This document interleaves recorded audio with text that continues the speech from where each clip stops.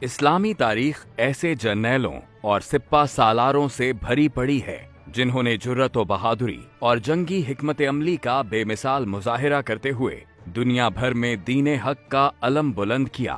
یہی وجہ ہے کہ ان کا نام تاریخ عالم میں عظیم ترین فوجی سالاروں کے طور پر سنہری حروف میں لکھا گیا۔ اسلام کے ان عظیم مجاہدوں میں سے ایک سلطان صلاح الدین ایوبی تھے، جنہوں نے خلیفہ دوم امیر المومنین سیدنا عمر فاروق رضی اللہ تعالیٰ عنہ کے نقش قدم پر چلتے ہوئے 1187 عیسوی میں قبلہ اول بیت المقدس کو عیسائیوں کے تسلط سے آزاد کروایا۔ یہی وجہ ہے کہ آج دنیا انہیں فاتح بیت المقدس کے نام سے جانتی ہے۔ صلاح الدین ایوبی 1138 عیسوی میں موجودہ عراق کے علاقے تکریت میں پیدا ہوئے۔ یہ پہلی صلیبی جنگوں کا دور تھا اور اسلامی ریاست یورپ کی عیسائی ریاستوں کے ساتھ برسرِ پیکار تھی۔ نور الدین زنگی کی وفات کے بعد سلطان صلاح الدین ایوبی نے بیت المقدس کو فتح کرنے کی اپنی دیرینہ خواہش کی تکمیل کے لیے مغربی طاقتوں کے خلاف جہاد کا آغاز کیا۔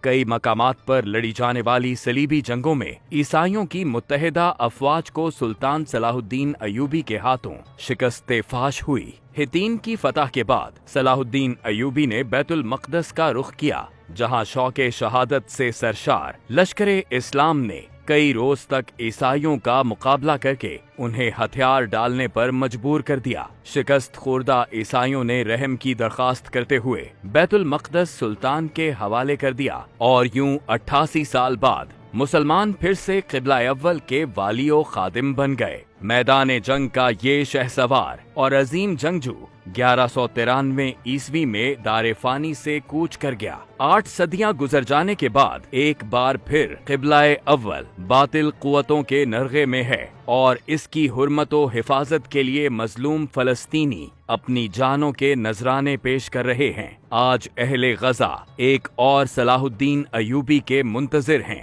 کہ جو انہیں سفاک صہیونیوں کی جارحیت سے نجات دلائے اور بیت المقدس کو یہودی تسلط سے آزاد کروائے۔ یہ اسی صورت میں ممکن ہے کہ جب ایک اسلامی ریاست قائم ہو جو یہودی سامراج کا قلع کما کرنے کے لیے امت مسلمہ کو متحد کرے۔ اسلامی ریاست احیاء خلافت کی جدوجہد کے نتیجے میں ہی قائم ہوگی، جو مسلمانوں کو ہر ظلم سے نجات دلا کر انہیں ایک بار پھر دنیا کی غالب ترین قوت بنا سکتی ہے۔